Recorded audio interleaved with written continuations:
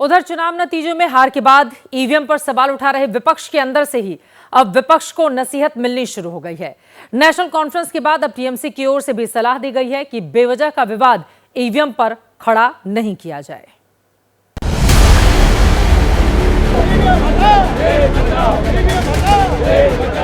अपने ही खेमे से मिल रही नसीहतों के बावजूद कांग्रेस समेत कई विपक्षी दल ईवीएम को लेकर अपनी थ्योरी पर कायम है, जिसकी गवाह है महाराष्ट्र विधानसभा की ये तस्वीर।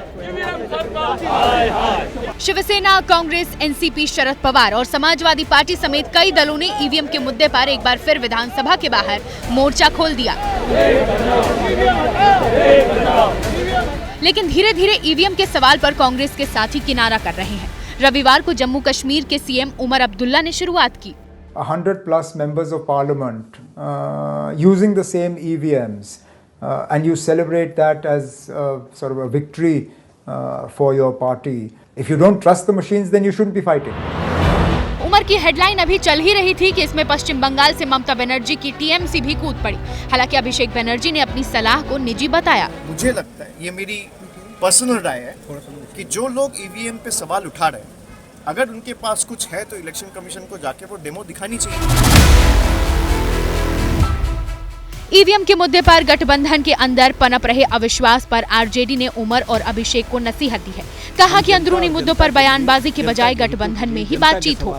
गठबंधन के जो भी नेता हैं इंडिया अलायंस के, वो सब गठबंधन के अंदर अगर इस तरह के मामलों को रखें तो बेहतर रहेगा, क्योंकि ईवीएम का जो मामला है वो गठबंधन का मामला नहीं है। पूरे देश की जनता कहीं ना कहीं ईवीएम से और ईवीएम के द्वारा जिस तरह से खेल होता है उससे नाराजगी में है, गुस्से में है। विपक्ष के जिन नेताओं ने ईवीएम विरोध पर सवाल उठाए हैं, उनमें से एक उमर अब्दुल्ला खुद हाल ही में चुनाव जीतकर सीएम बने हैं, जबकि अभिषेक की पार्टी 13 साल से बंगाल की सत्ता पर काबिज है। विपक्ष पहले से ही संसद में कार्रवाई को लेकर बटा हुआ था। अब ईवीएम ने उसकी एकता को डिरेल कर दिया है। देखना होगा कि कब तक विपक्ष की एकता टिकी रहती है।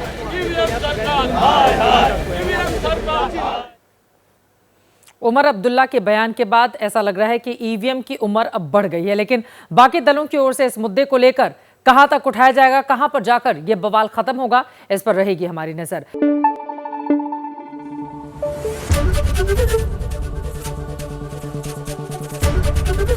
एबीपी न्यूज आपको रखे आगे।